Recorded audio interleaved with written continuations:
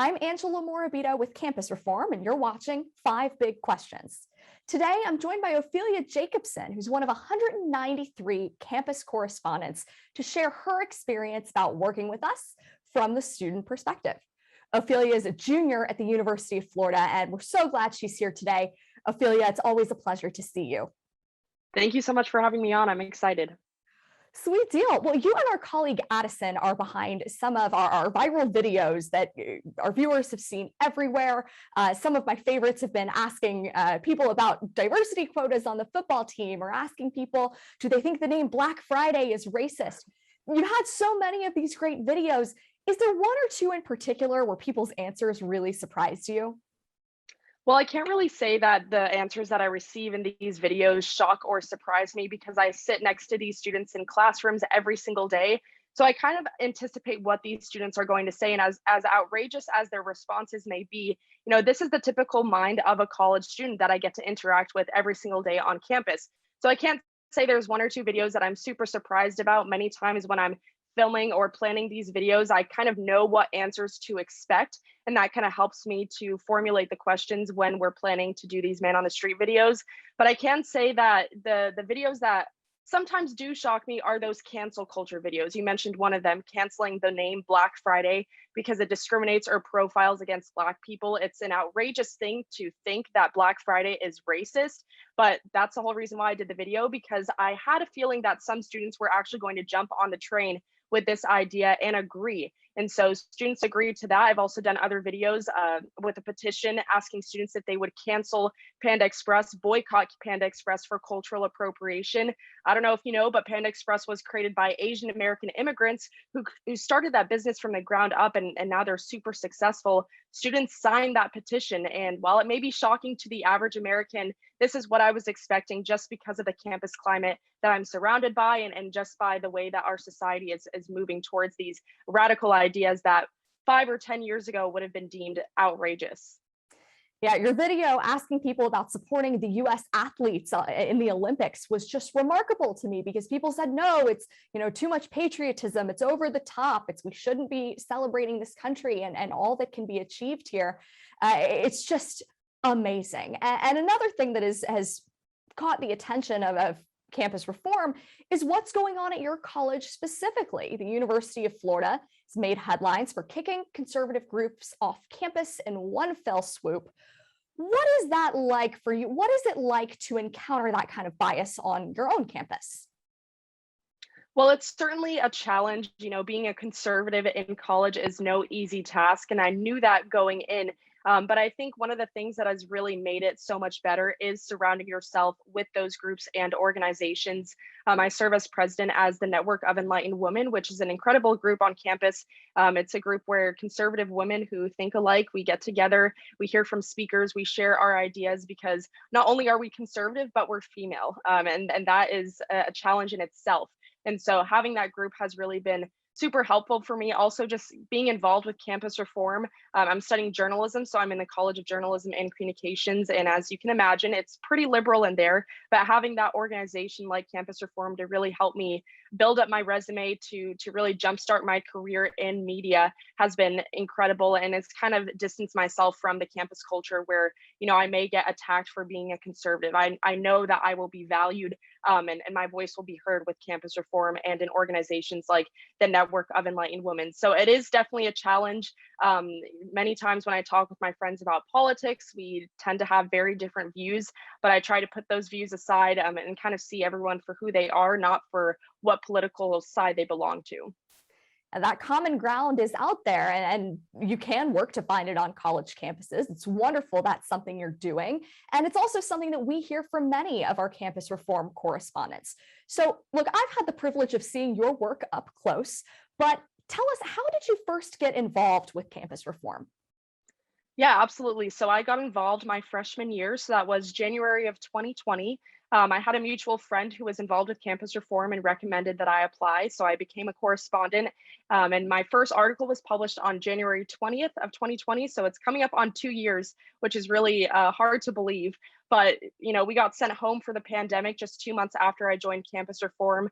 I wrote a couple of articles while I was at home, but I knew that going back to school in the fall for my sophomore year of college, I really wanted to focus more on the broadcast side and on the video production side. So I made my first Man on the Street video in August of 2020 at the start of my sophomore year. And that one video is especially important to me.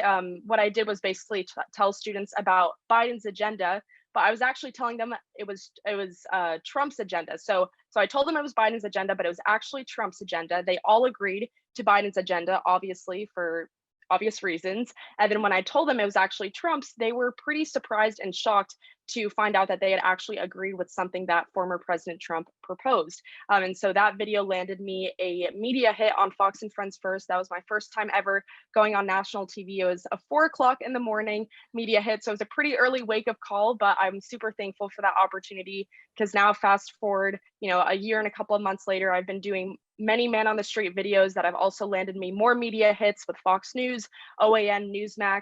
I've also had the opportunity to start a series on our YouTube channel called The Campus Countdown. That started about a year ago, and every single week we kind of bring our viewers the top 3 stories from Campus Reform's website. We talk about them, give a little bit of commentary, and that gets uploaded every single Friday. So that's been a really exciting project to start and to kind of see grow over the past year. And other than that, it's really just spreading the conservative movement on campus and talking with students and changing their minds. I think that's one of my favorite things that Campus Reform has allowed me to do is to talk with dozens of students, across the country at conferences on different college campuses and kind of get a gauge as to how they're thinking, what they're thinking, and why they're thinking that way. And so that has really given me a new perspective and sort of made me an expert on how college students are thinking these days. Campus Countdown, for anyone who's watching who hasn't seen it, great show, would encourage you to check it out. There's truly never a dull moment around here. But Ophelia, you bring up a great point about working with students and engaging with people who think differently. Now, of course, most students generally aren't all that politically involved, but they're having their views shaped on campus. They may graduate a lot more political than they entered. What do you think that students, parents, alumni, faculty, what should the rest of the world be doing to reach out to students who feel alienated from the political world or have maybe been indoctrinated with the wrong views about what the real political spectrum is actually like? I think there's 2 main things that students and parents really need to focus on. And the first one is having that conversation with students to begin with. Many times we may think we're being politically active by posting a meme on social media or sharing something that our favorite celebrity posted that happens to be, involved with politics. And that's not enough anymore because what these students really need is someone to approach them and to have a real conversation and really challenge their beliefs. Because if you think about it, a liberal student can go throughout their 4 years of college or university without ever being challenged for their political beliefs. For a conservative, that's a very different story. We have our beliefs challenged every single day in the classroom and the lecture halls. So really asking them those questions, asking them why they believe the things that they do, because many times they may just agree with something because their friends think that way, or again, because their favorite celebrity thinks that way. So really asking them why.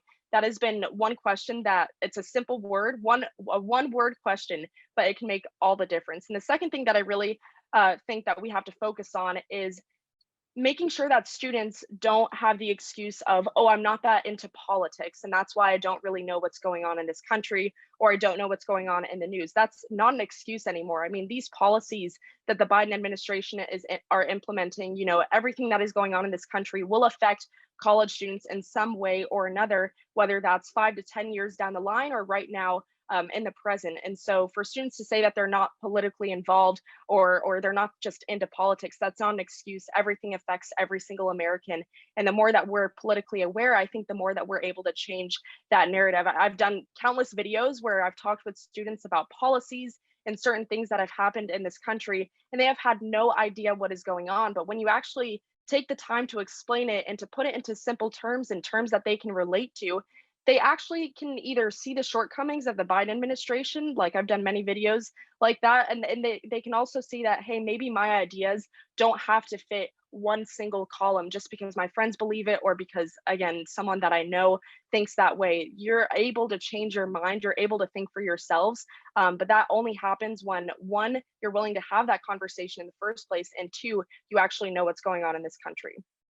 That's a great point, that it's about outreach and it's about awareness. Now, Ophelia, I've got one more question for you, and this one is my favorite to ask students. And that is, if you were the president of your college for one day and you had a magic wand and you could make one big change to the way your university is run, what would you do?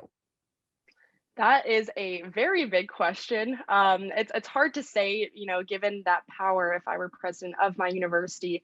I think if I did have the ability, I would try and open people's minds up a little more and make them more understanding of the other side. I don't know what that would entail. Maybe having everyone come into one big room and kind of talk with each other and have a civilized debate where people aren't screaming and yelling at each other.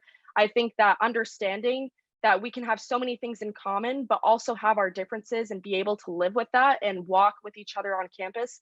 I think that is super important. And I think that really opening people's minds and hearts to other viewpoints and the other side of the story would really shift the narrative and the culture that we see on college campuses. So I don't know if I would be able to do that as president of the university, but that's certainly something that if I had the power, I would absolutely do.